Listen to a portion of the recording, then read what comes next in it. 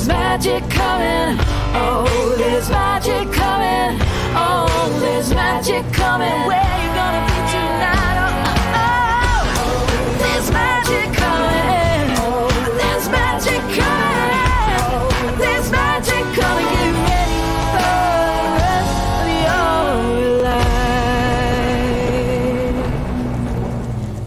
Hello and welcome to SassafrasCast, a podcast full of witchy insights to help you lead your sassiest life.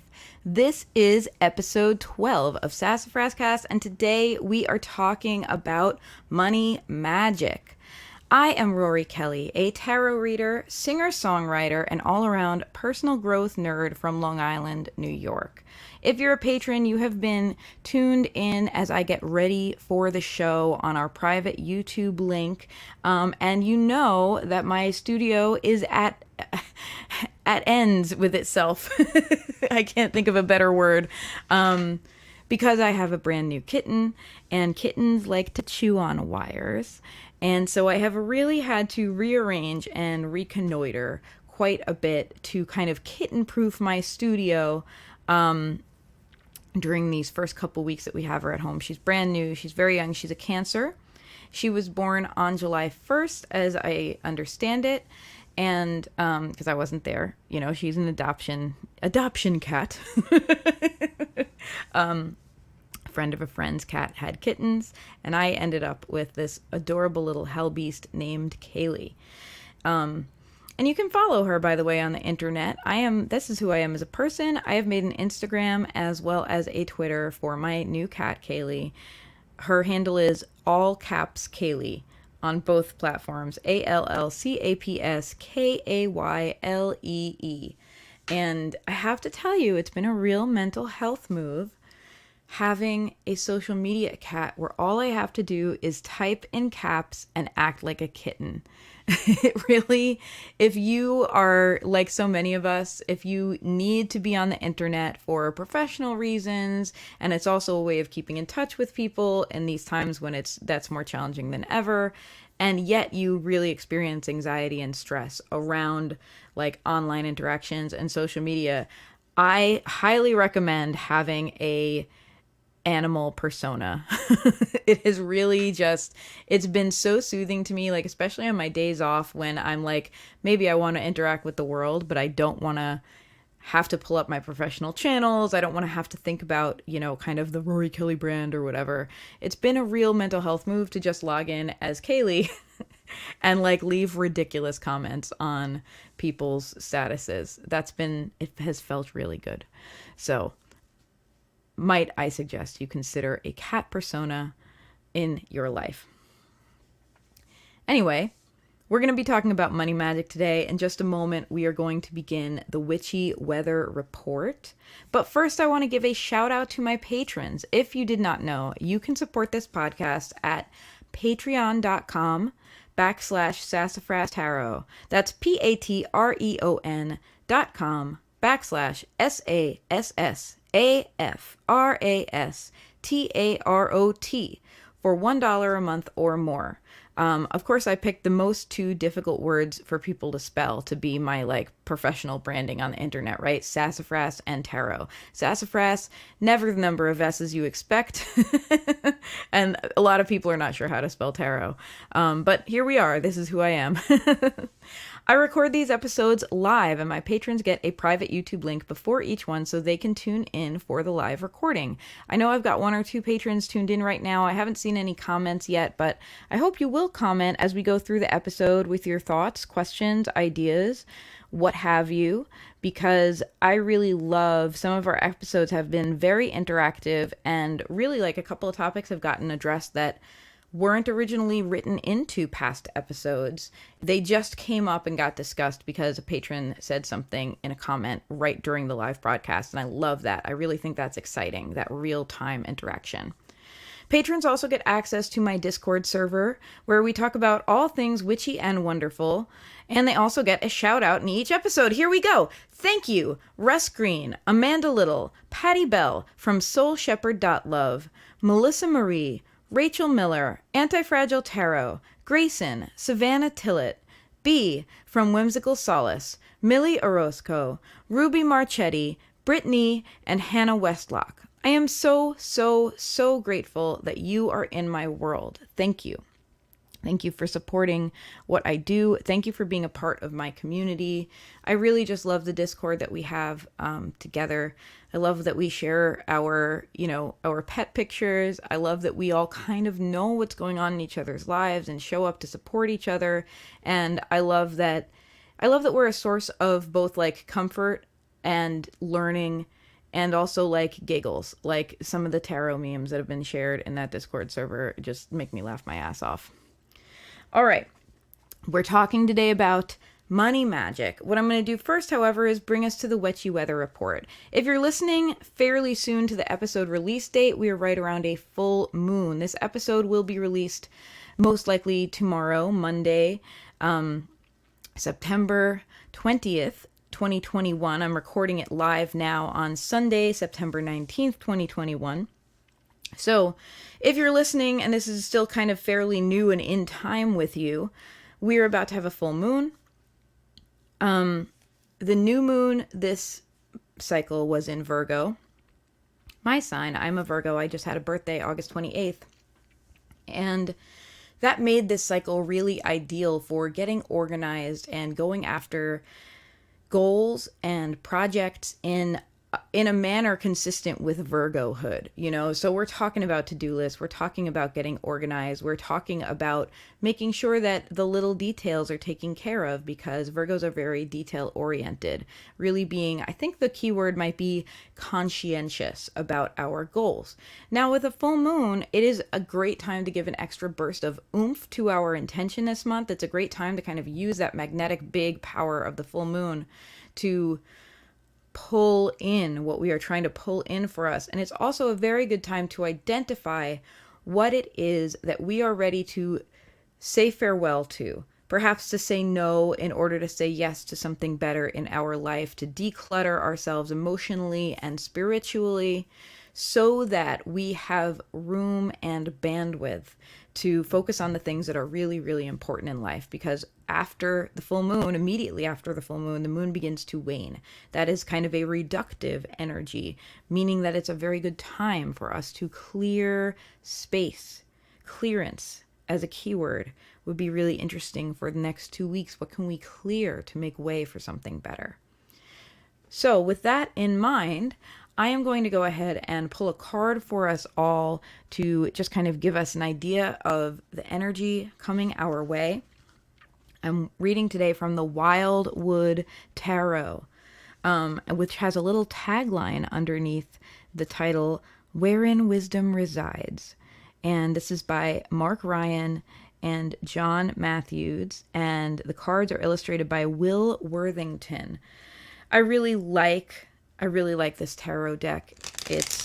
It's got that Wild Woods vibe, which has really resonated with me for the last year on my personal spiritual journey. That's a theme that's been coming up for me. And I've really turned to this tarot deck at times when I feel like I need a deeper understanding of what I'm facing and kind of who I need to be as a person to direct my energies, to live my best life, to be the best Rorie I can be, to go after what's important to me. So our card for this moment, and let me tell you, my intention, if you're listening to the replay of this episode, or if you're listening kind of out of time, my intention is that this card be relevant and meaningful to anyone listening at any time. Whenever you come to this episode, that this card finds you when you most need it. And the card is the Queen of Arrows, the Swan. Arrows in this deck are analogous with swords, so we're talking about air. The element of air talks about knowledge, talks about communication, talks about truth. The Queen of Arrows is someone who does not mince words. The Queen of Arrows is someone who speaks her truth the way she wants to speak it, whether or not everyone else wants to hear it in that exact moment. Truth is the most important thing to her, and it's very important for her to speak her mind, the negative aspects of this can be coming off as like being a busybody or being bossy, but the very positive aspects is that this is someone who is empowered in her truth, and particularly a woman empowered in her truth. This is still something that it can feel a little hazardous to be in our patriarchal society. It can feel challenging to be a woman who speaks her truth at a time when women are still very much encouraged to be pleasant and make nice and walk the line between seeming really loving and nurturing and also seeming intelligent enough to be taken seriously, but not so intelligent that it's a threat. It's really an interesting double bind. I'm not going to go into that particular feminist rant any deeper today. I'm just here to say that the Queen of Swords is someone who speaks her truth and also is fully aware that there is not always a receptive audience for her truth. Nevertheless, she persists. Nevertheless, she continues to speak her truth. She continues to own her truth. She does not let the fact that not everyone understands her truth undermine the fact that in her heart, she knows it is true and right. So this is a really powerful type of energy for us to have right now. There's a lot of chaos in the world at this moment in time. There are a lot of people who had kind of a wake-up call during the last 18 months. I'm reading this in, September 2021, who realized that perhaps we want a new normal, who realized that, when you go through chaotic times, what happens very quickly is it becomes clear what's deeply important to you. And it becomes clear where you've been missing the mark. It's very easy for us to get caught up in kind of, quote unquote, the small stuff and realize later we're not paying attention to the really important stuff, to the things that really matter in our lives, to the things that later we will regret not spending more time on.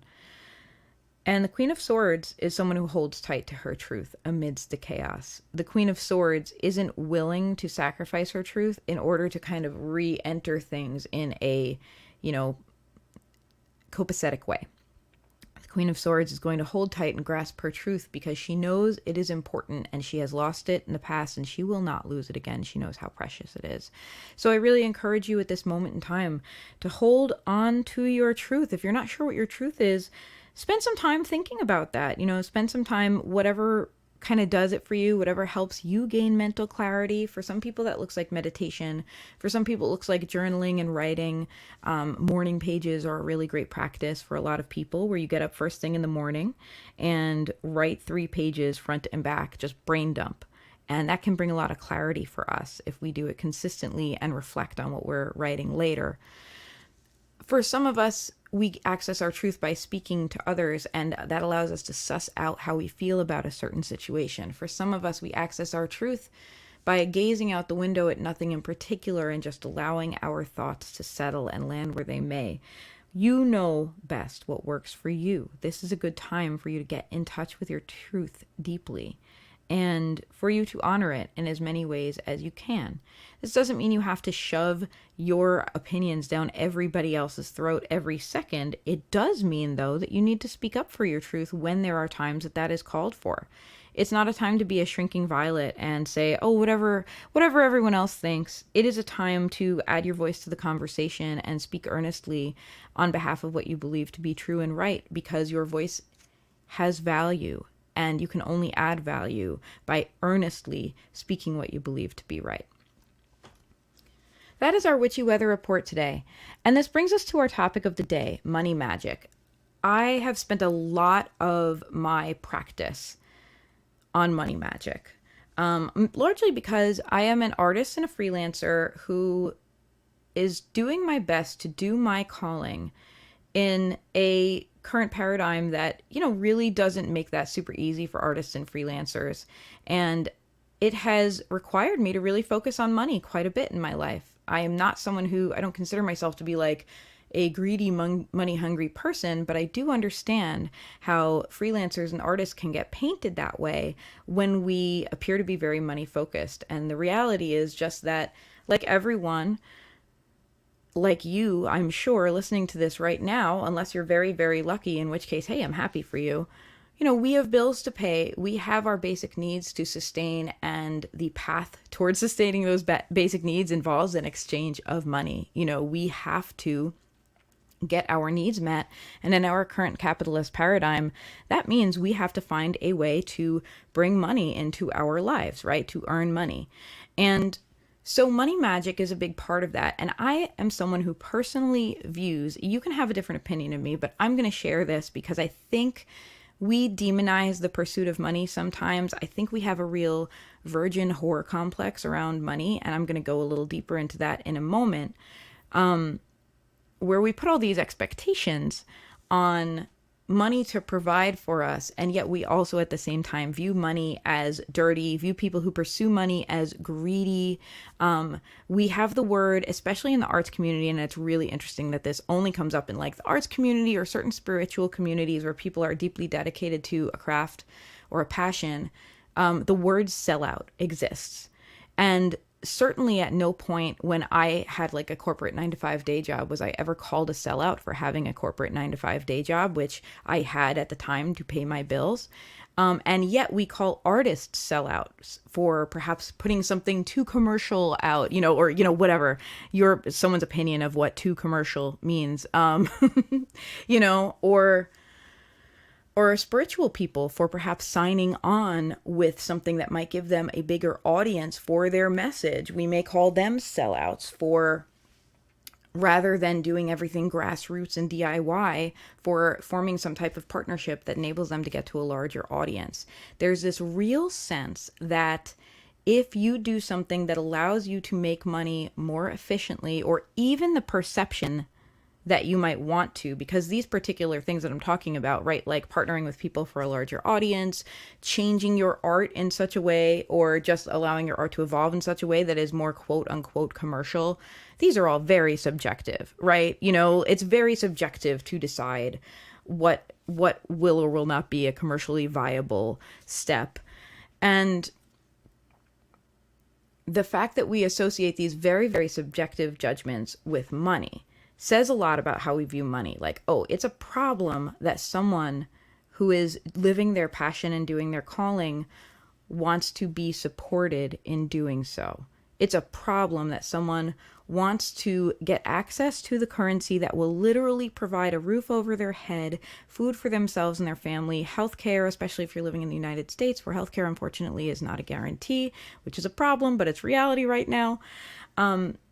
It's amazing to me that we view people who make thoughtful choices to find ways to make money doing their calling, and we view this as a negative trait. We view this as them selling out instead of just them doing their best to function and still do their calling in a meaningful way in a system that absolutely requires us to have enough dollars to pay for a roof over our head, heating in our homes, clothes for our bodies to protect us from the element, food on our table, electricity, internet access to connect with the wider world, which at this point, I think many people do consider to be a basic need. It's amazing to me that we consider it negative for someone to essentially simply go after meeting their basic needs. So that's the perspective that this particular episode comes from, and largely this is a perspective that everything that I share with you comes from. I personally believe that going after our basic needs and going after our family's basic needs is a sacred act. And I believe that painting the pursuit of money as this inherently dirty thing makes it very difficult. It pushes that into the shadow. It pushes it into our subconscious, because it's difficult for us to consciously acknowledge that we have to and will continue to pursue something that we consider dirty and wrong, right? If that's difficult for us to deal with consciously and we push it into our subconscious, the truth is then we are not making earnest, wise choices as our best selves about how we go after money, about how we engage with money.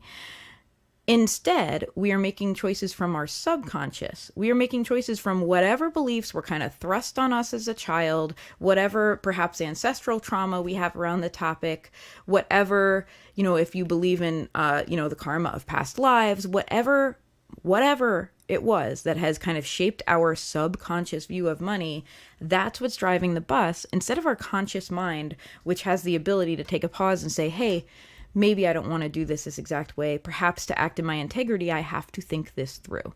When we push it into the subconscious because we consider it a dirty topic to discuss, we don't get the opportunity to think it through and try to make the best choices we can make. So I do think it is sacred to consciously pay attention to our journey with money, to consciously choose the ways that we engage with money, both how we earn it and how we spend it, to the best of our ability. I will put a caveat on that, though, which is that we are at a time when a very, very small percentage of people have the majority of wealth in this world. And that means that a majority of people do have to struggle just to get by. A majority of people do have to dedicate a significant portion of their life and of their energy and their resources to getting enough money to live, to meet their basic needs. And that being the case, it's a little bit messed up to put a lot of pressure on someone who already has this pressure on their shoulders, right? I have to earn a certain amount of money in order to live and get my basic needs met. It's a little messed up to put additional pressure on them to say, and you have to do it in a particular way, otherwise you're a bad person. I do think that we all get to make choices and we all get to decide, okay, what feels like it's an integrity for me in terms of my spending and in terms of, how I choose to earn my money.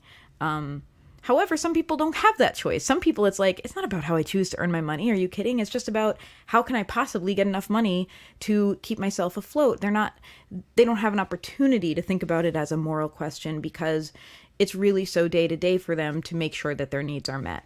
And it's important to me that we keep that perspective and not shame people for doing what we must each day in a paradigm that really rewards the wealthy few and makes things more and more challenging. And I do mean more and more challenging as time goes by for the majority of people who must find ways to earn currency to meet their needs. Anyway, I did not mean to turn this into a socio-political lecture, but I wanted to give you some background about where I'm coming from with money and why I think money is a sacred practice. Relating to your money is a sacred practice. Why do I think that? After everything I've just discussed with you, there are certainly a lot of problematic things about our collective belief in money. Yet here we are, right? And if you are someone who believes that you're a spiritual being having a human experience, which I'll be honest, I don't even know if I believe that, but I'm willing to. I find it to be a useful framework to think about how to live our lives in a meaningful way. If you're someone who believes that, then the next logical step is to meet ourselves and meet our culture where it's at and do our best to live a good life. And I both mean by that, live a righteous life and live a fulfilling life where we're at, with the resources that we have. And so, yes, I do consider engaging with money to be a sacred act if you do it mindfully. I consider it to be sacred to say, here's something that I need. I don't have a choice, right? I have to pursue this currency. Most places in the world, you don't have money, you can't have a roof over your head. You don't have money, you can't buy groceries next week. You don't have money, you can't pay the electric bill and the lights go off, right? So I don't have a choice, and many of us don't have a choice, but to go ahead and pursue money, this human engineered concept, so that we can provide for ourselves. And I think it is sacred to say, though this is something I may or may not have a choice about engaging with, I can choose how to engage with it, and I choose to engage with it as my best self.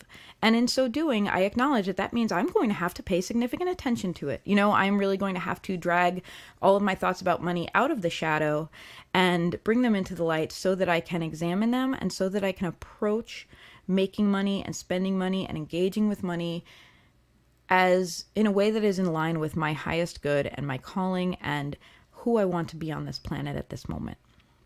I do think that is a very sacred act. So that's the perspective with which I bring you this podcast. And now I want to get to the fun stuff, because if you've been listening to this, you probably were like, oh, money magic. Like, I want to hear about putting mint leaves in my wallet to attract money.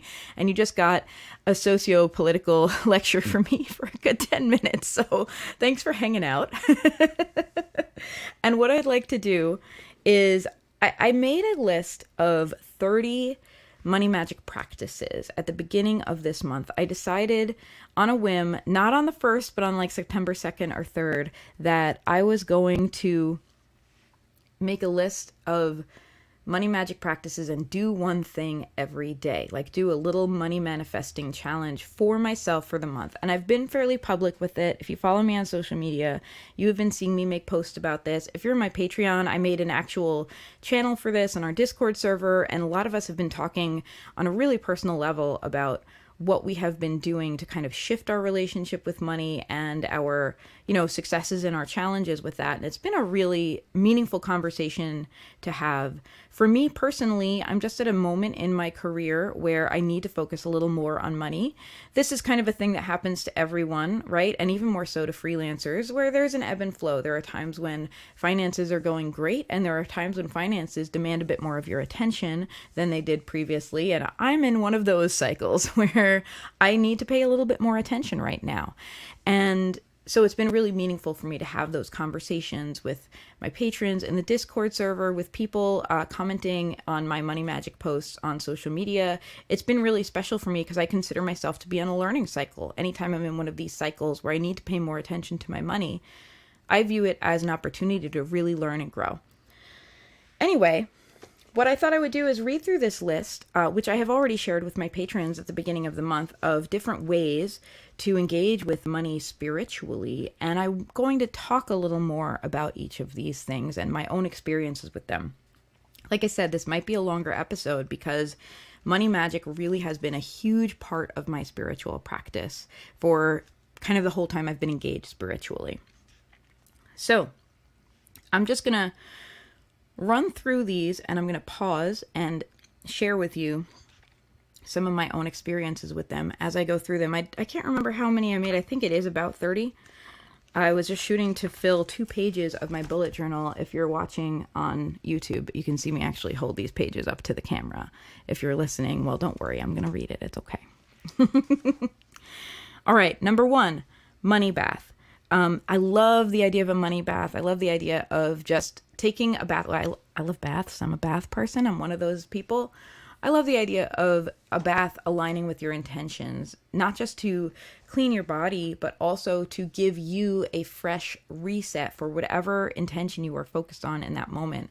So a money bath might look like adding, herbs that are money attracting into your bath. Things like peppermint and basil and rosemary, which is an all-around general attracting herb that I kind of just love to throw in everywhere. Perhaps you might add other herbs depending on your, goals around money. If you want to heal your relationship with money, maybe some healing herbs, right? Maybe some flowers, because flowers really are heart healers.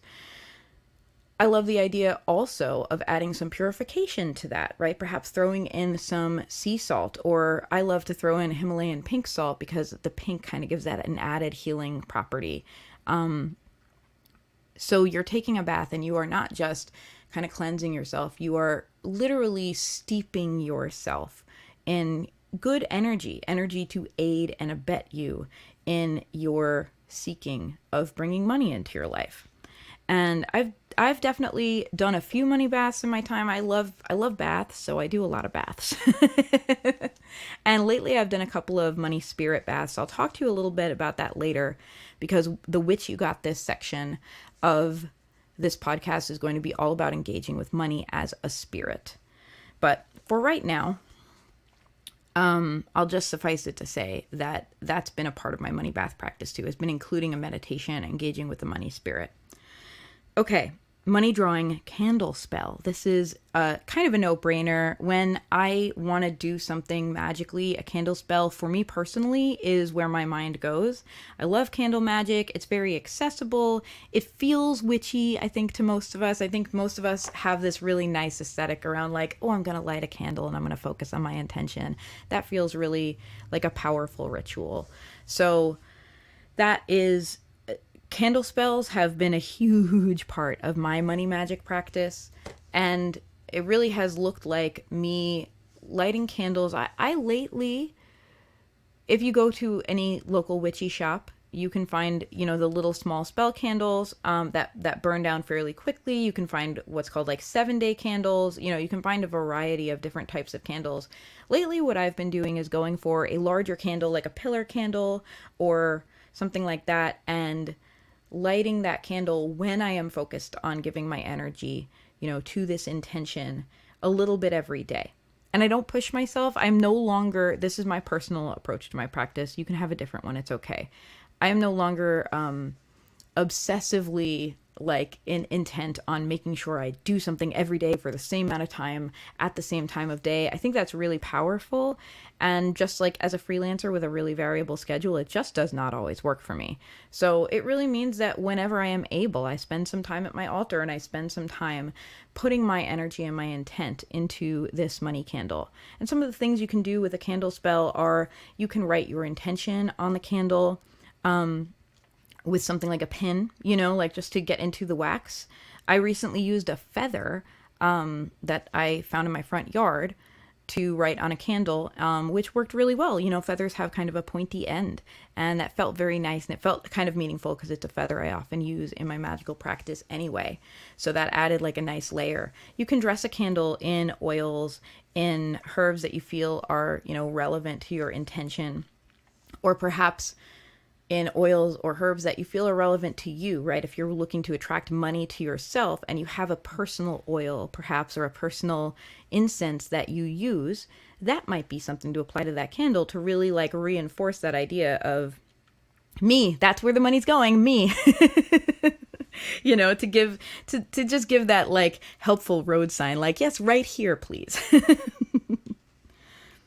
Next on my list, I have meditation for guidance. This you can go anywhere with.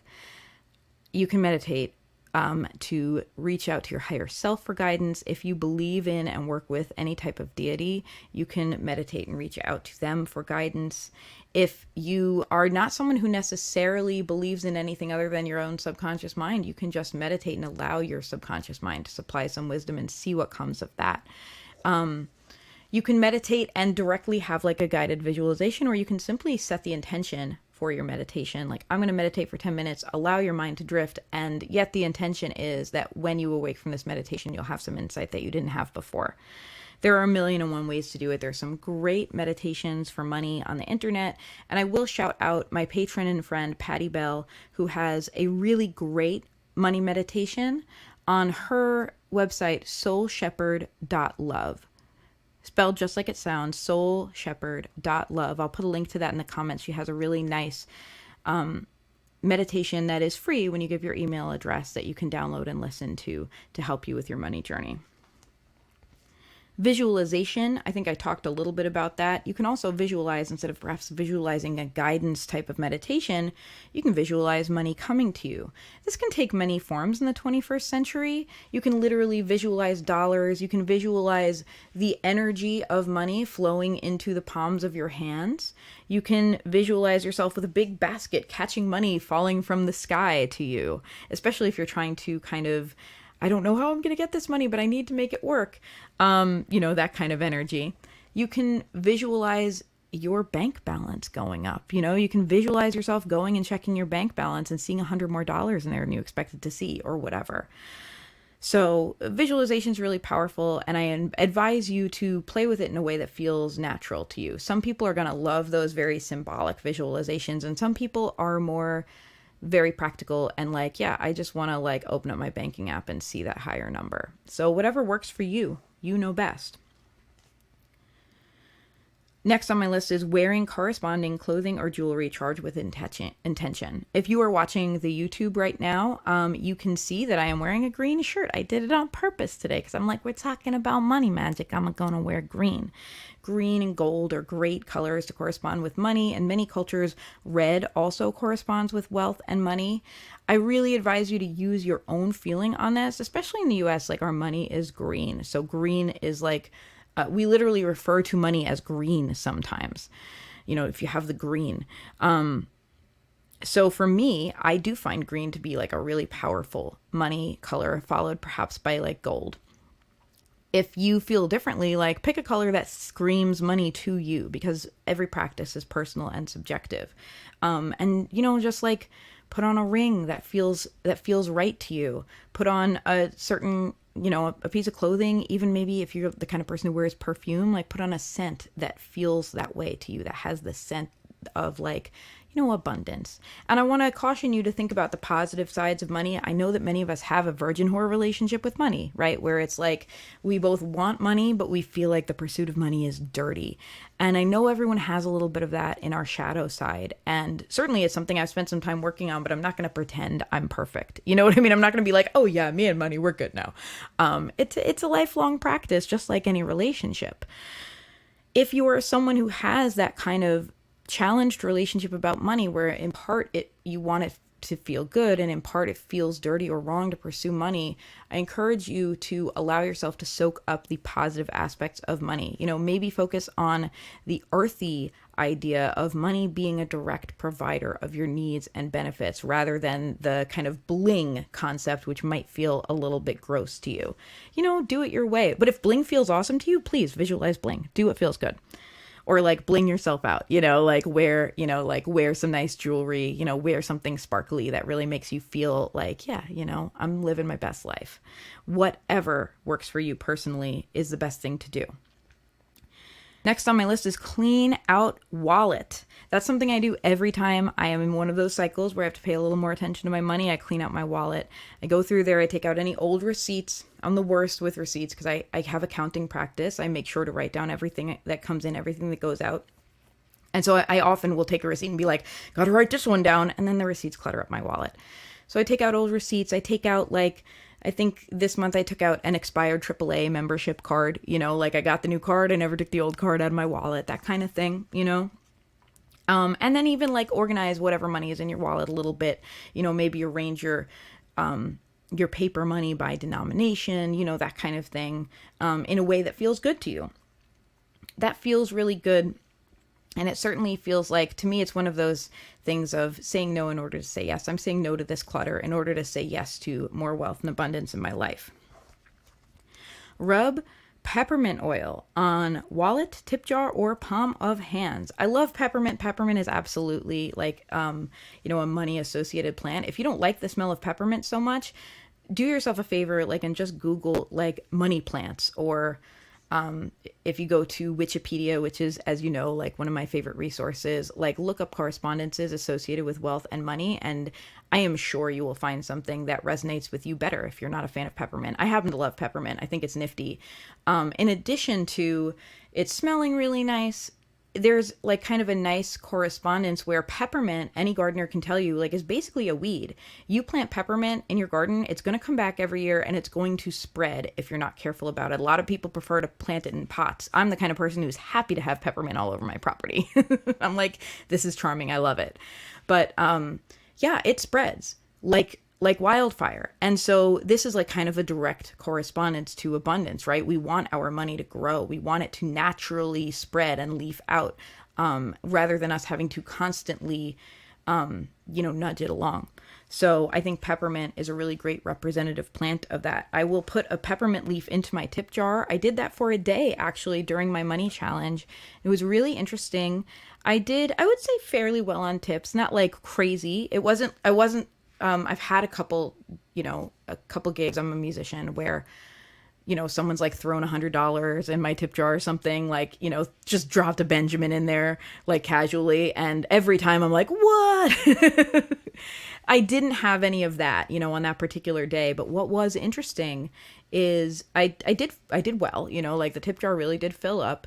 And at both of the gigs that I played, the exact same amount of dollars went into the tip jar. And I thought that was really interesting. And I've been looking for that number in other places of my life. I'm just does the universe want me to think about this number? I have to tell you, I haven't found any place to put that number where it's very meaningful yet, but I'm on the lookout because I'm just enchanted by that idea of those little connections and correspondences. Okay. Pull one or more tarot cards to guide an action is next on my list. If you're a tarot reader like me, or if you're not, because these days, there's an app for that. I really recommend the Galaxy Tarot app. If you are on Android, I don't think it's available yet for iOS. If you're on iOS, Fool's Dog makes a bunch of really great apps, and their sampler app is free. And you can pull a card on one of these apps and it will give you not just the card, but give you kind of, the background of like what this card means. And I recommend, and this is something I talk a lot about on my Discord server with my patrons, because we have this really great tarot bot on the server named Pixie that one of my patrons, Grayson, actually made and was generous enough to allow us to use on the server. So a lot of people will go and pull a daily card that way with Pixie. And one of the things that we talk about is we don't just have to like be like, what's in the store for me today, Pixie? We can actually intentionally ask a question. So often for me, my question this month has been like, what do I need to know about my money journey today? So that would be a really powerful thing to ask for, like a single daily draw. What do I need to consider? Especially when you think about the fact that your money journey is not an island, right? It's not all about numbers. It's about so much. We have so much subconscious stuff. We have a relationship with money. We are in relationship with it, whether we like it or not. And if we're not acknowledging that we're in a relationship with money, probably that relationship's in a little trouble, So, it's great to pull a daily card and just ask, like, what do I need to know about money today? Or how can I go after my goal of creating more abundance in my life, or however you might want to phrase it, and see what that card pulls up. I'm thinking, for example, of the Six of Pentacles has come up for me sometimes. And I'll tell you, like, on different days, I may interpret it differently, because the Six of Pentacles really is a card of kind of alms and giving and receiving. And there are days when I feel like the message is, you need to allow yourself to be helped. You need to allow yourself to be receiving, when you really need it, instead of being too proud. And there are days when the message is like, it's okay to be a little generous. And I also have shared with people, especially about that card, that Pentacles are not just about money. They are about resource and energy. And there are ways to be generous when money is tight. Giving your time is a very generous act. Giving someone a little bit of attention when they need it, giving someone a compliment when they're having a rough day, is a way to be practical and generous. Holding the door for someone, making someone a nice meal when they're stressed out. There are lots of ways to be generous that do not require us to spend money. And sometimes when we think about generosity, we get pulled right into the cycle of like, oh God, but can I afford it? But can I afford it? And I encourage people to think like, of course you can afford it, because there's 1,000,001 ways to make a difference. All right, next on my list, I told you this was going to be a longer episode, and I want it to be. I want it to be a real intensive money magic soiree. Next on my list is make a gratitude list. Gratitude is, I think, a really important part of manifesting. It's hard to think about manifesting something if we're not appreciating what we have. If all of our work is let me draw to me, let me draw to me, let me draw to me, then we don't give ourselves an opportunity to appreciate what we have. I think all the time, as someone who is privileged enough to be a homeowner, especially in New York, where housing is very expensive here in New York. I think all the time about how I love my house, and I want to be sure to engage lovingly with my house. I want to feel really good and intentional about the way I decorate, and about things like cleaning, which can feel like a boring chore. But when I think about it, it's a blessing that I have a house to vacuum. You know what I mean? It is a blessing that I have, clothes that I always neglect to put away until the next time it's laundry day. It's a blessing that I have a variety of outfits I can clothe myself in, and places to store them. And it's a blessing that I have, all of these things that matter to me that I can choose to honor by like keeping them organized, by giving them some loving attention, by allowing them to leave my life if they're actually no longer a blessing, but just feel like clutter. I'm not necessarily a minimalist. And if you are and that works for you, I'm really happy for you. But I am someone who really advocates being in a relationship with the things that you choose to have in your life. You don't just have them for no reason. Even if you just have them for a practical reason, I'm the person who wants to engage lovingly with my friggin' soup pot. I cook a lot of meals in that. That brings me that pot. It's actually my husband's pot, that I kind of inherited by marrying him. That pot brings me so much nourishment, right? And so it's worth it to me to spend some time being grateful and attentive to it. So make yourself a gratitude list. Remind yourself of all that you have already. That's good energy, and it's good energy to go into things with. Give away something you don't need to someone who can use it, especially in our modern day culture. It's so easy for us to accumulate stuff. And I don't just mean stuff, I mean like digital stuff, our email inboxes, everything. And it's so easy for it to start to become a burden rather than feeling like a blessing. And like I said, I'm not necessarily a minimalist. I really think that there's value. Like if you're watching this on YouTube, you see my CD collection and my bookshelves behind me. I love having physical media. I'm not the person who wants to only have a certain number of books or a certain number of CDs or whatever. Because it's meaningful to me. It's special, And so I think it's also worthwhile if something is no longer special to you. It just feels like, oh, I have this because someone gave it to me and I feel guilty, but I don't really like it. And every time I look at it, I kind of feel resentful. We all have stuff like that, right? Give it to someone who will love it. Pick it up and give it to a friend who would enjoy it. I did that with a book recently that someone had given me that just wasn't a good fit, but I gave it to a friend who I knew would really like it. And it felt wonderful to do that. It felt like I was lighter. I didn't have to look at this book anymore and feel guilty. And now my friend gets to enjoy it. So that's really nice. Or if there's a way you can share a resource, that's a wonderful thing to do too. That doesn't deplete you. The idea of like a candle lighting another flame is not any dimmer for it, Share your resources with people in ways that don't deplete you. That's a wonderful way to be generous that you can afford to do, and it will make you feel wealthy. It will make you feel glad that you have the ability to do this to help another human being in need. All right, next on my list, I have stir prosperity herbs and spices into food and drink. I think I've shared a little bit about what plants I really associate with money. But again, look things up. One I haven't mentioned is like cinnamon, allspice. Those are both associated with prosperity. Pumpkin spice, in fact, like this is pumpkin spice season. The Fat Feminist Witch has a whole episode about the magical properties of pumpkin spice, and I'm so here for it. So like, if you want to delve into that, please go look that up. I'll put it in the show notes. Pumpkin spice is a straight up potion. Like the spices, which are really traditional, like warming spices. Cinnamon, nutmeg, cloves, allspice, those kind of things, ginger, all have really powerful, like positive magical properties. So not to mention coffee. Like people don't talk about coffee as a magical thing, but it is it's a potion that we drink every day to give ourselves energy to get through our day. Like if that's not a magic potion, I don't know what is. Like that's some D&D stuff right there. So whatever you're preparing, it can be really special. And I know I talk about this a lot. I guess this is the part of me that's a kitchen wish to throw, something in there that has a magical correspondence to what you're trying to brew up in your life. Dedicate a walk or other physical practice to the money spirit. I'm going to be talking more about money as a spirit a little later, but I will say it's great to almost as a form of physical meditation, if you are a walker, if you do a yoga practice, if you work out, whatever it might be, to just set the intention before you do it.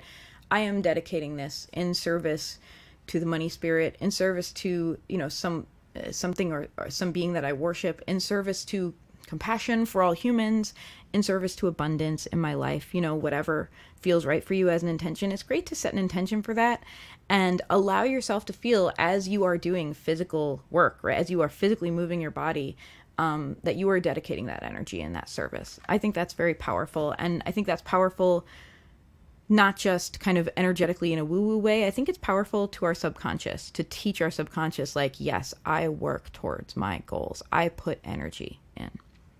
I think that's powerful. Ask your dreams for help. Another way to look for guidance. I'm a big dream nerd. I'm a big dream interpretation nerd. I have a whole episode about it. If you are struggling, and I certainly have been in this place recently, if you are struggling and you're like, I know there's something I'm not getting that is preventing me from moving forward in this area of my life, a great thing to do is to go to sleep and be like, help, like show me the problem I need to solve, or show me what it is I need to understand. The reason I say problem is I find often my subconscious gives me the problem. If I'm like, I'm struggling, I don't know why this is so hard for me, I'll go to sleep and I'll have like a big anxiety dream, and I'll wake up, and if I pay a little bit of attention to the dream, I'm able to see like the underlying story of like, oh, the reason this feels so hard is because it feels like I'm always putting out fires while other people look on and kind of don't understand the gravity of the situation. That was like the storyline of a dream I had recently. And it's really, that translates into like, it's about pressure, right? The problem is I put so much pressure on myself and don't feel I have the help that I need. And when we put it into simple terms like that, it's like, okay, maybe there's something I can do about that. Maybe I can do something to take the pressure off. Again, this is a very practical approach to dream interpretation. It doesn't even have to be magical. It just allows us to kind of practically make small choices in our lives that make things better. Declutter. I have talked a little bit about decluttering, so I'm going to leave it at that, but that is a really nice money magic practice. I will also say one of my patrons and friends, all my patrons are my friends because it's like that. I really just love our group so much. But Judith was a friend first. My friend Judith said that one of her favorite ways to do money magic is to go through and clear out old paper.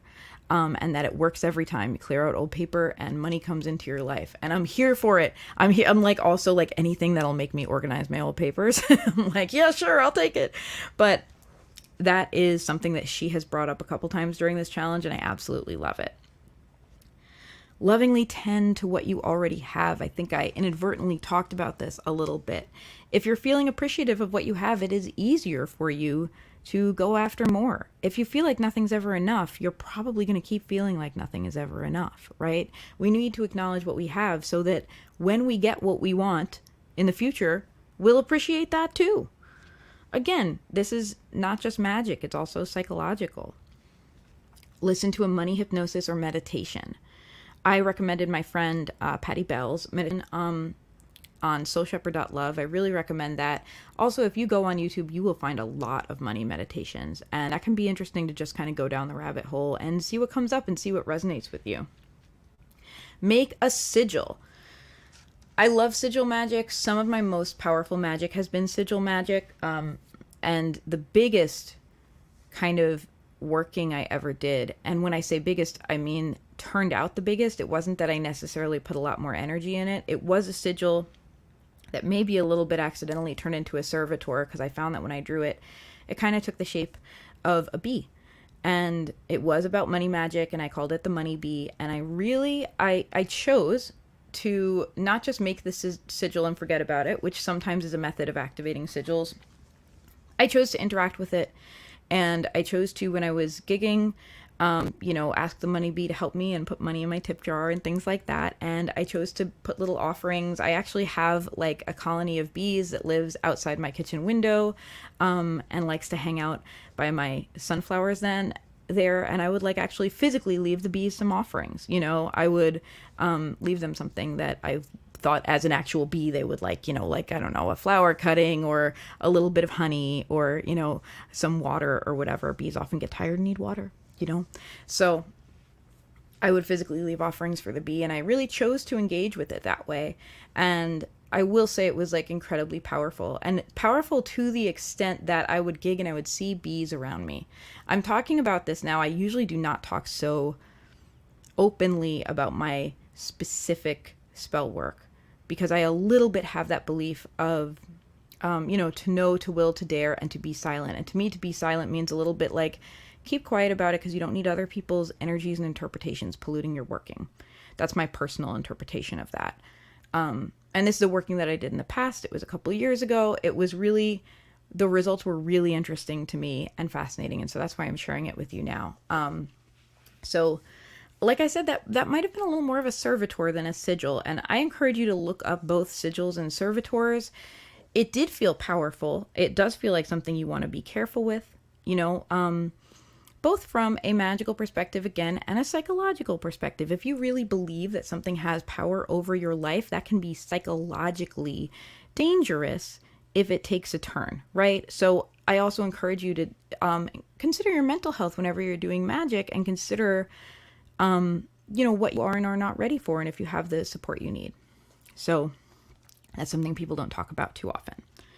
But look up sigils, look up servitors, really fascinating branch of magic, and a couple different ways to create each. I've had some really interesting effects by doing sigil magic. Okay, next on my list is let go of something that feels like an obstacle. This can be like a very practical letting go, like It has taken the form a couple times this month of me cleaning out my inbox. Like, it's an obstacle that every time I open this email, I get overwhelmed and I can't focus on my work because I'm like, oh, all these emails. So cleaning out my inbox is literally letting go, like a decluttering act. You can also choose to let go of something if you recognize, like, hey, I self-sabotage with my imposter syndrome, or I don't value myself enough, so I lowball people when people ask me how much I charge, that kind of thing. You can make an intention to let go, and you can ritualistically inform your subconscious that we are letting go of this, perhaps even through something like a burning ritual or a candle magic ritual, and work with your subconscious. Again, is this magical? Is it psychological?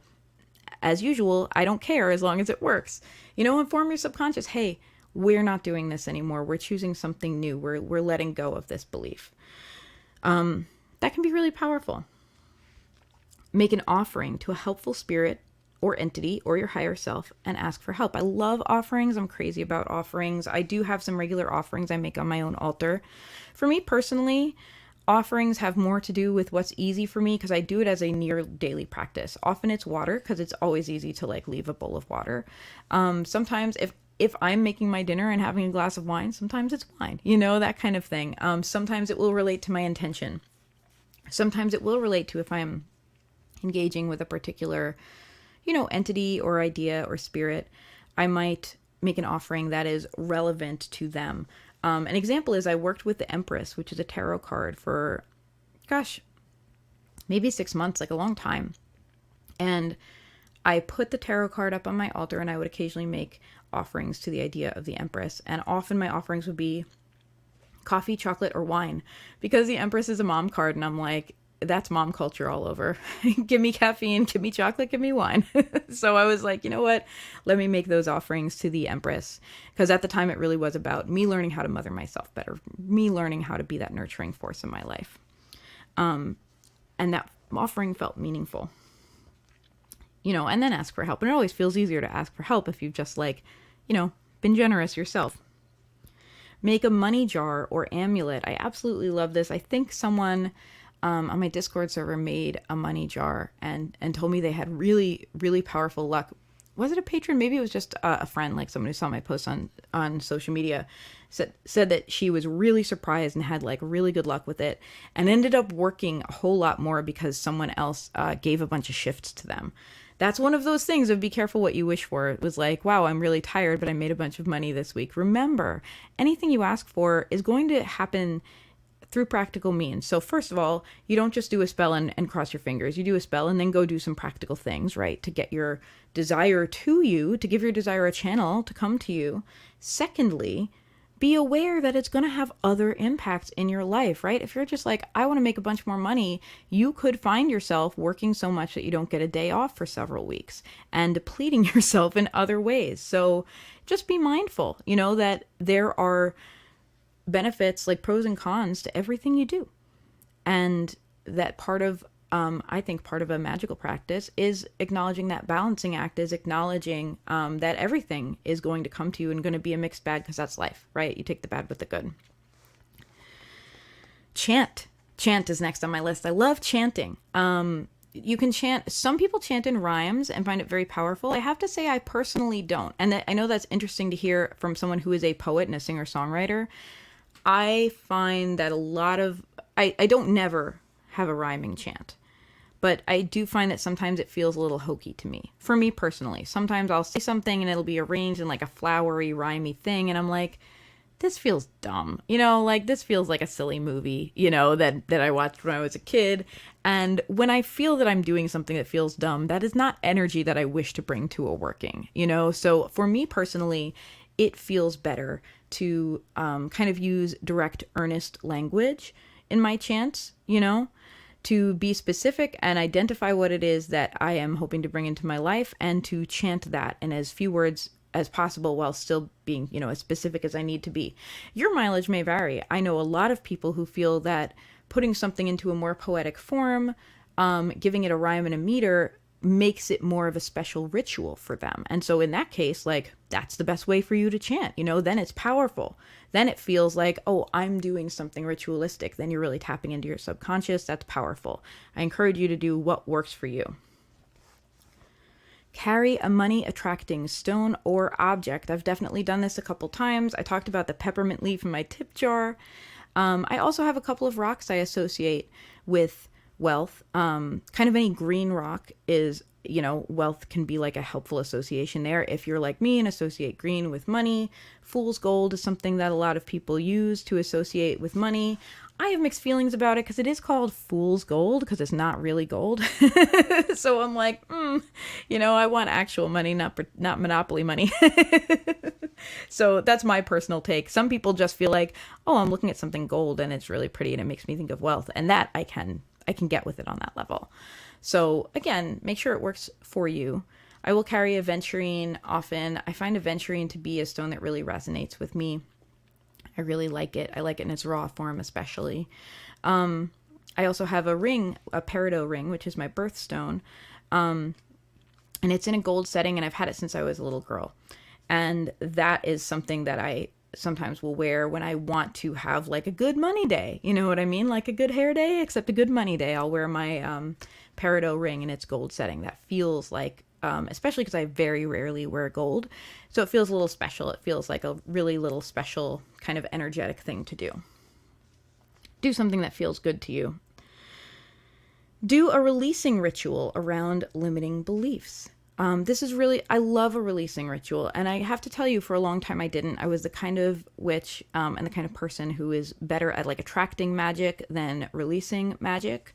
I was better at like, yes, this is what I want.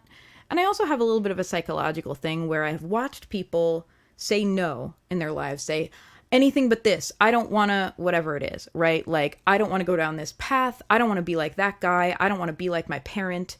And I have watched people make that the touchstone of their lives and really bring a lot of chaos into their life. Because when you say, oh, literally anything but this, it's, there are a lot of other problems that you're not avoiding. And it has felt to me like going after happiness has been more about identifying what I want and seeking out what I want, rather than just saying anything but this thing I don't want. That said, I have recognized in the past few years, especially, how healthy and helpful it can be to say this particular thing isn't helping me and I'm letting go of this particular thing, especially around limiting beliefs.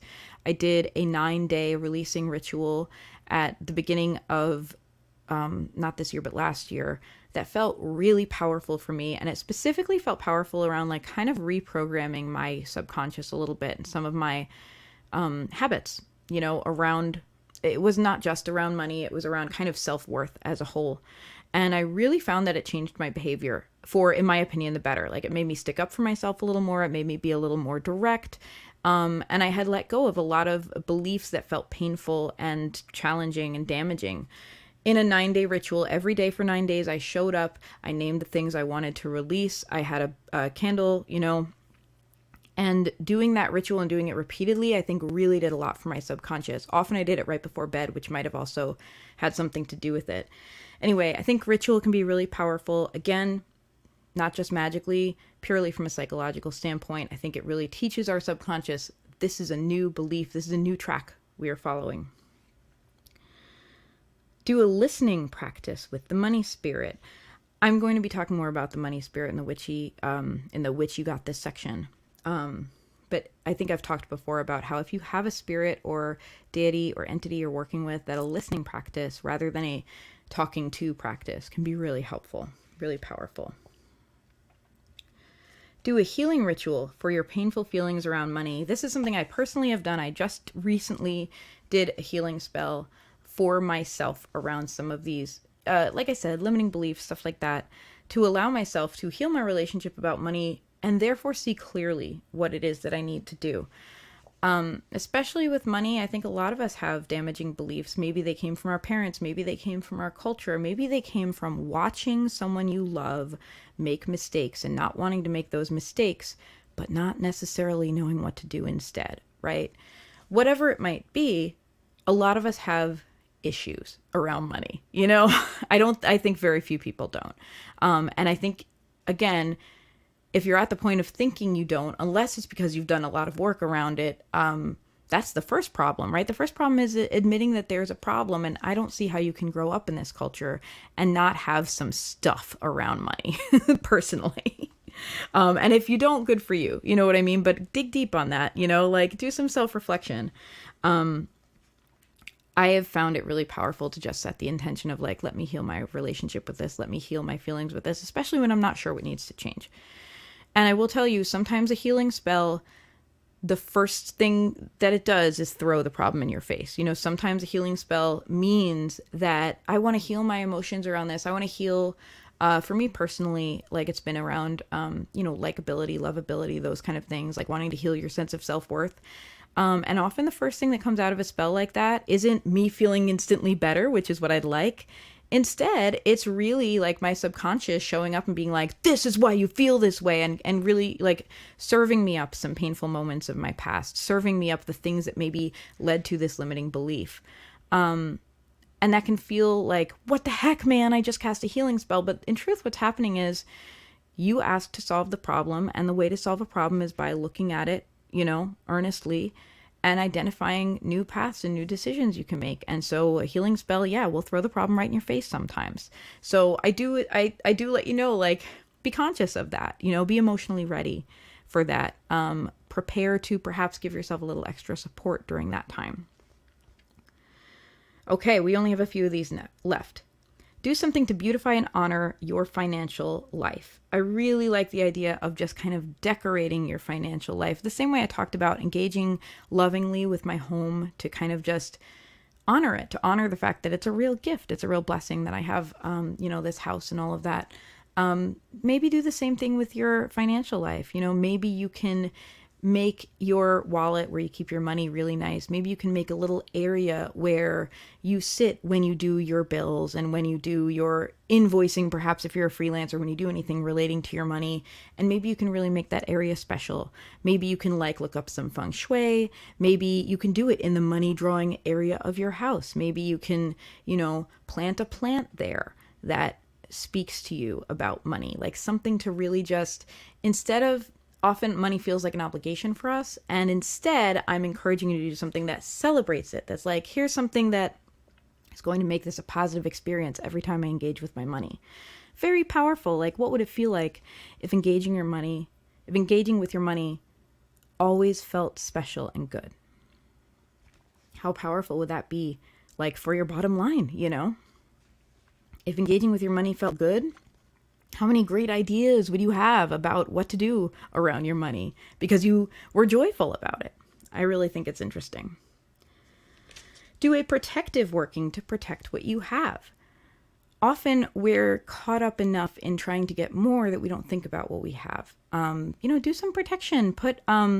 It has been recommended to me to put a sassafras leaf in your wallet to protect the money you already have, which I of course love because I have a whole thing about sassafras. I moved into this home. There are sassafras trees all over my property. I've always found them to be like a really cool plant. I love that they have 3 different kinds of leaves in different shapes. I love the way they smell. I love that they have, kind of magical uses and also have had like food and medicinal uses over the years. I think sassafras trees are friggin' neat. So I really love the idea of putting a sassafras leaf in your wallet to protect what you have. Or just typical protection magic, like I certainly think a lot of people do like this around their homes, like light a black candle or, do some purification and then do some warding to keep negative energy out, that kind of thing. What if you applied that to your financial life, right? What if you took out whatever physical representation of your money you have? It might be your wallet. Maybe also you have a checkbook, that kind of thing. Maybe you have a place where you keep your financial documents. What if you were to do a protective working, engaging all of those things that was specifically about your finances? What an interesting way to look at it. 3 left. Ask one or more of the elements to take away any negativity you're holding around money and transform it into something useful for something else. This is something I love to do. If you're kind of an elemental, which I am, I love like earth, air, fire, water. Ask one of the elements to help and ask it to take the energy away and ask it to recycle it into something useful. And I think about this like when I have anxiety in particular around something, and I've done the practical things that I need to do, and I still have the feeling of anxiety because that's how anxiety is sometimes.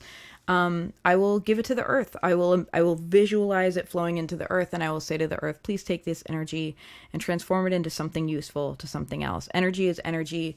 Maybe this can be neutralized and turned into something that is actually helpful instead of harmful as it feels to me. I'm giving it away. Let it be useful to someone else. Kind of a spiritual decluttering practice.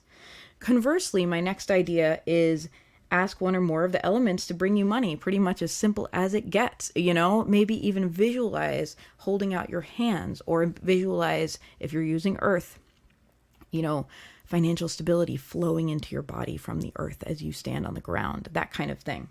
I love these elemental associations because I think they lead to some really interesting visualizations. And I think for me personally, it gets at my subconscious. It helps.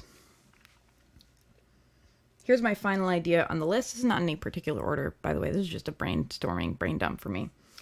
Do a burning ritual to transform your relationship with money. Again, a little bit elemental, right? Fire transforms. A lot of burning is a chemical reaction, right? When you put, a leaf or a piece of paper or something in flame, it turns into more fire and ashes, right? You get something very different than what you put into it. You're like, I've put this in, I've applied fire to it, now I have something different. So I love the idea of fire as a transformative element. I will sometimes, if I'm recommending like a crystal for someone, I will offer them, if they're trying to transform something in their lives, I'll talk about like igneous rocks, rocks that came from lava, because that is the nature, like that's very transformative. That is something that wasn't a rock before, that lava happened and lava cooled and now there's a rock. Like you don't get much more transformative than that, So I love carrying around the idea of that transformative energy in your pocket, or, making it a candle ritual, making it a burning ritual in a safe space. If you have a safe, cauldron or something to burn things in, please be careful when you do this. Please make sure you don't ever have a fire unattended, like follow fire safety protocol. Please, I don't want anyone burning their house down over this. But the idea of, hey, if you have some limiting beliefs around money, write them down on a piece of paper and burn them and ask for them to be transformed into something more supportive. What a great way to both trigger your subconscious to start acting on that problem, as well as like get some spiritual energy involved on it. All right. So that was, like I said, really kind of a laundry list of money magic practices that I have been working with all month. Some of them more than others, and that I've been excited to kind of play with really over the last few years. And I hope this, if nothing else, I hope this episode gives you some good ideas. And I hope that it also sparks some creativity for you and lets you see like, hey, any type of magic, any type of intention that I have, there are 1,001 ways to approach it spiritually. And I hope that's helpful to you. Like, I hope, like me, that you hit on a few that are like, oh, you know what, I can do this all the time. Like how I feel about candle magic. I always want to light a candle about it, I always want to stir some energetic herbs into my cooking because I'm a cook and I love cooking things. That's fun to me. So I hope that it sparks some ideas of like, oh, you know what, this kind of working that I've been doing for other areas of my life can work here too, give you that transferable energy. That brings us to Which You Got This. This is the section of the podcast where I give you some actionable ideas. Now, granted, this whole podcast has been about actionable ideas. It has literally been a practical money magic tip. And I will say, by the way, this has been a fest of money magic ideas. And I will say that all of it should be accompanied by practical actions, and especially if it's like relevant practical actions, right? If you do a releasing ritual to release some limiting beliefs around money or self-sabotaging practice, what a great time to also clean out your wallet that day. What a great time to also go through your old financial papers and throw out ones that are no longer relevant to you, right?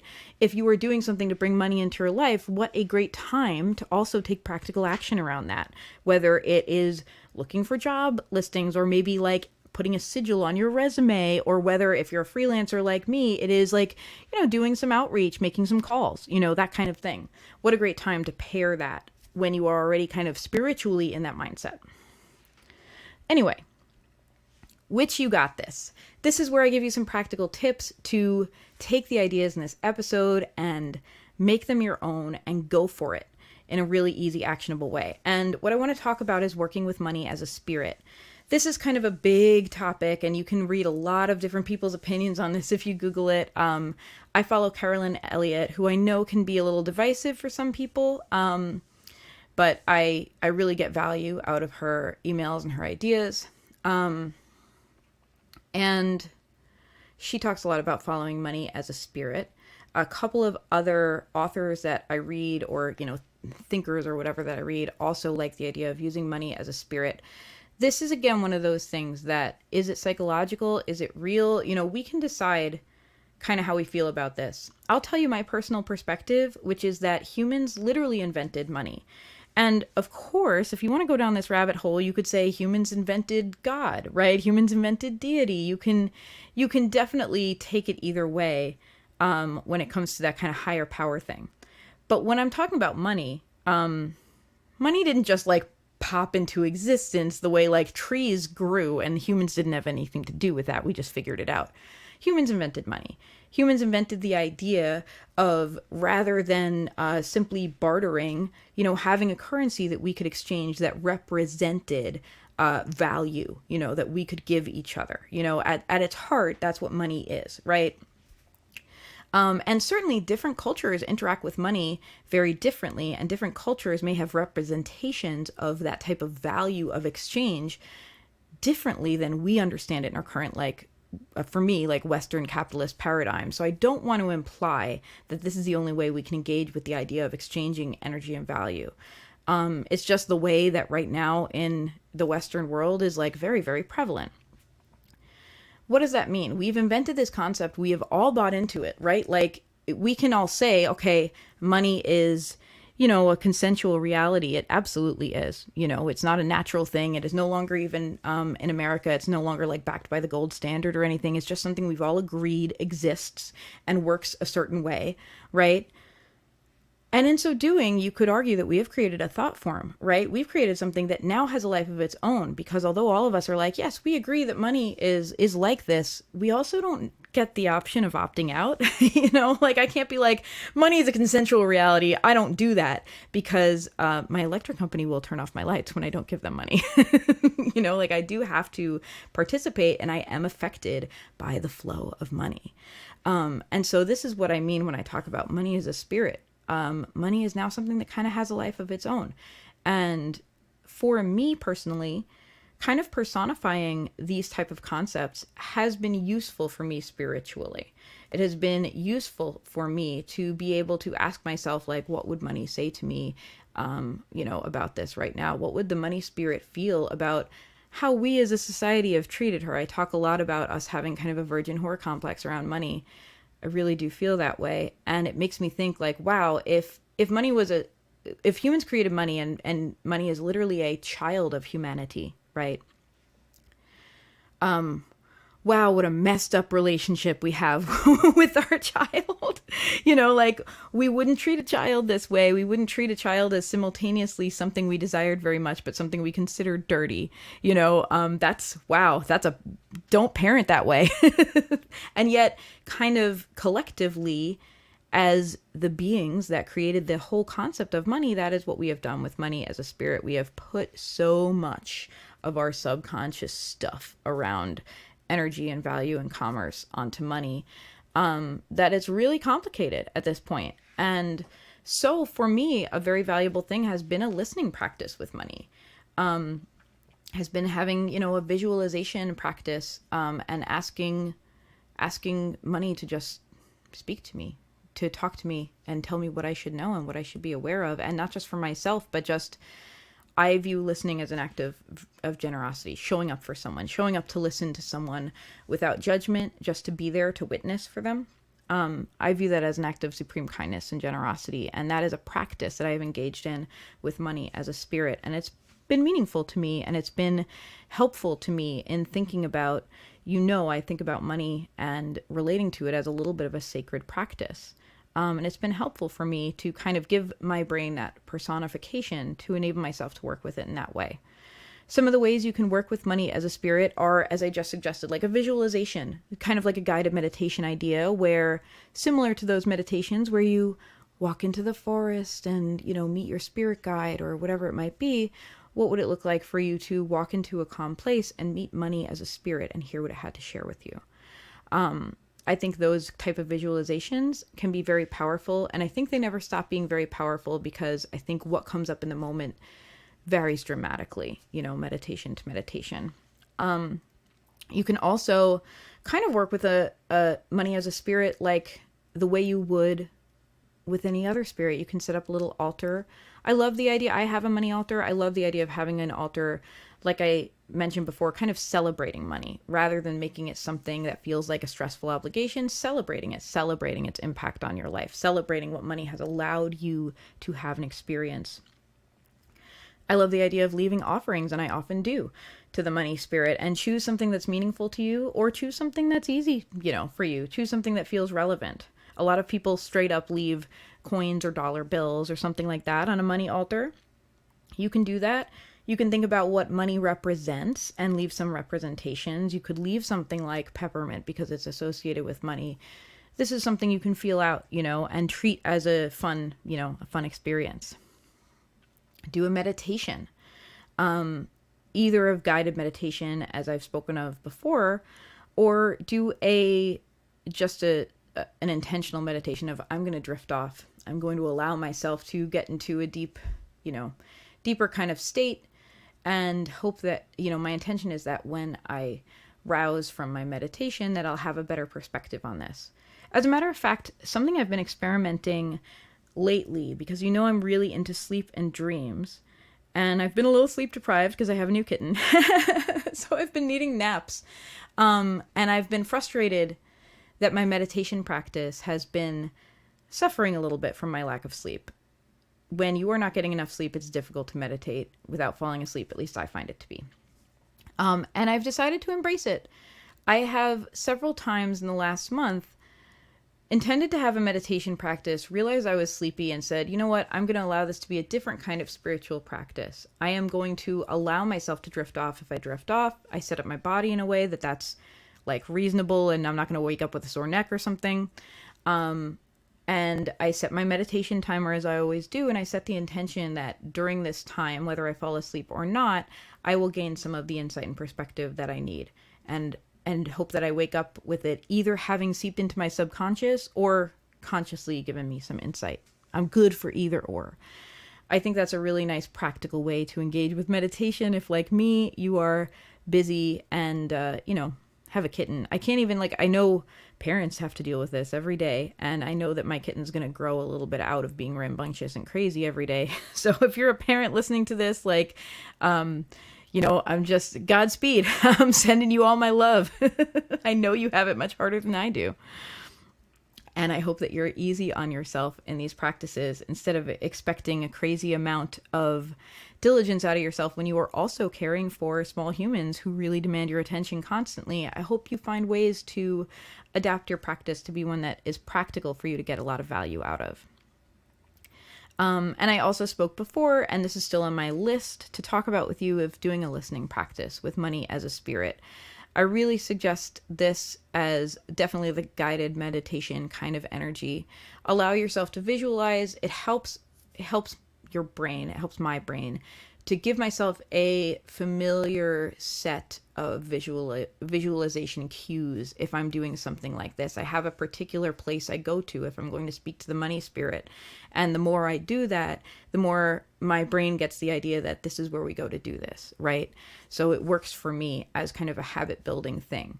When I do other types of visualizations, I have particular things I visualize that help me get into that headspace.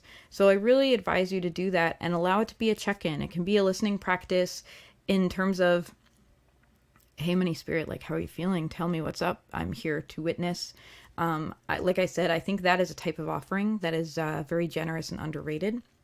It can be a listening practice like, hey, I'm confused. Can you share with me what it is that I need to know? Whatever works for you. Sometimes both. I definitely do both. That's going to bring us to the end of our truly epic podcast. I've been going for about an hour and a half. This might be my longest podcast episode ever. If you're still with me, thank you. I hope that this has been an interesting episode for you, though I feel like I've talked a lot. I hope that I've brought up a lot of different ideas that have triggered some creativity and some excitement and gotten your own creative juices flowing around money magic in your own life, or around just relating to your money in a more spiritual way, which like I said, I consider that a sacred act. Maybe it has to do with me being a Virgo. I don't know. I think it's healthy for me, put it that way. It works for me. So I want to thank you, as always, for spending your time with me. If you have enjoyed this podcast, there are a lot of places you can find me. Please rate and review wherever you listen to podcasts, because that really, really helps a podcast, especially if you leave a review, like a physical, here's what I think about this podcast. Like if you leave a couple sentences, it really, really helps bring more listeners to the podcast. That's something you can do that's free. That would be very, very meaningful to me if this podcast has had a positive impact on your life. If you would like to support this podcast financially and unlock exclusive patron benefits, I've been talking a lot about my patrons in this particular podcast because we've been really kind of going on this money magic journey together. You can do so at patreon.com/Sassafras Tarot. It's $1 a month or more. A lot of people don't recommend that you enable $1 a month patrons on Patreon. A lot of people are like, oh, you're not going to make as much money that way. And as someone who views money as a sacred practice, it's important to me to make it very, very accessible. There are times when $1 a month is all I could afford to put towards something that was important to me. And so I want to keep it accessible, and I'm going to keep that $1 slot open forever and ever. Amen. At least unless I have some big brainstorm of why there's like some spiritual reason I shouldn't, but I think that's important to keep it accessible. Patrons get access to things like extra content, personalized tarot pulls, a witchy Discord community, and more. If you have a question, idea, or suggestion, you can also email me anytime you want at sassafrastarot@gmail.com. You can follow me on social media. I'm at Sassafras Tarot on Facebook, Instagram, Twitch, YouTube, and Twitter. If you would like to order a reading from me, you can. My readings are again open. I was taking a little hiatus, but I am available again for readings. You can do so at etsy.com/shop/Sassafras Tarot, or just message me anywhere to get the ball rolling. As always, I am going to take you out with a song. If you like it, please search for me wherever you listen to music. Search for Rorie Kelly, and that's spelled RorieKelly. You can also visit my website, roriekelly.com, or you can find me on your favorite social media site. I'm on Instagram, Facebook, and Twitter. I'm Rorie Kelly, at Rorie Kelly on Facebook and Twitter, and at Rorie Makes Songs on Instagram. Thank you so much for listening. This song is called Fall to Feel It. Because I'm recording this live, I'm going to do a little real-time tuning of my guitar. And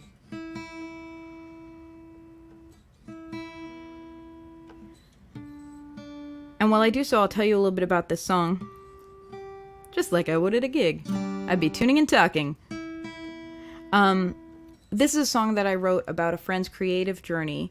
He asked me to write it for a documentary he was doing about him learning to overcome his stage fright and pursue stand-up comedy in New York City, which is a competitive place to pursue anything, let me tell you.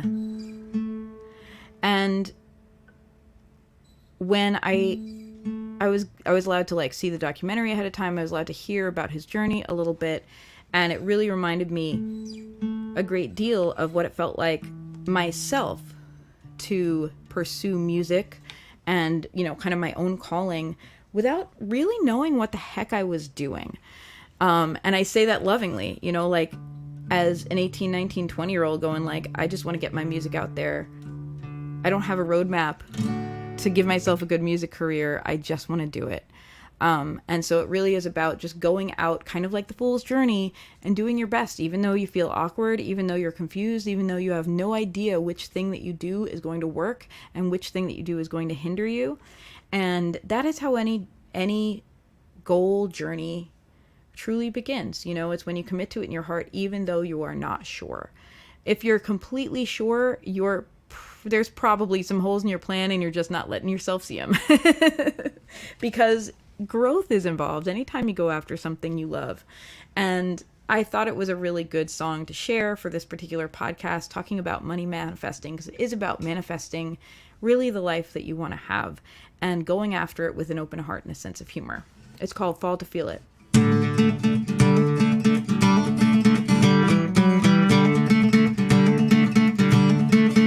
How do we feel about awkward as the word of the day? Did your brain and your words go away? Do you feel naked and insecure? Like you're faking and oh so sure? But it takes you away. Oh, it takes you away. Got a fault to feel it. I got it now. I could get it right this time. I feel it. I got it now. I could get it right this time. Do you remember when the train felt like a journey? Not just the MTA taking your money. Do you remember when you had the time to grow and not feel guilty? How it takes you away. Oh, it takes you away. Got a fault to feel it. I got it now. I could get it right this time. Yeah, I feel it. I got it now. I could get it right this time. New York still got it, still bigger and cooler than reality. And I might still have it like when I was younger, the energy. It takes you away. Oh, it takes you away. Got a fault to feel it. I got it now. And I could get it right this time. I feel it. I got it now. I could get it right this time. Got a fault to feel it.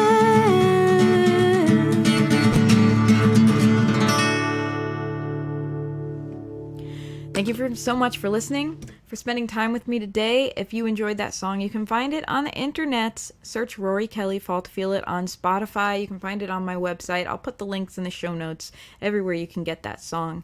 And I really, I'm just so grateful to get to spend this time with you.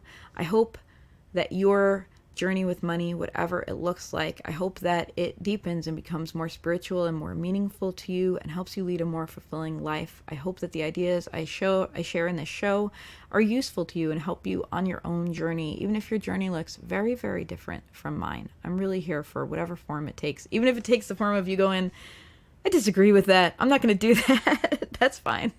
If it's helpful because it firms up your own beliefs that are different than mine, I'm here for that too. Thank you again for listening. We'll talk again soon.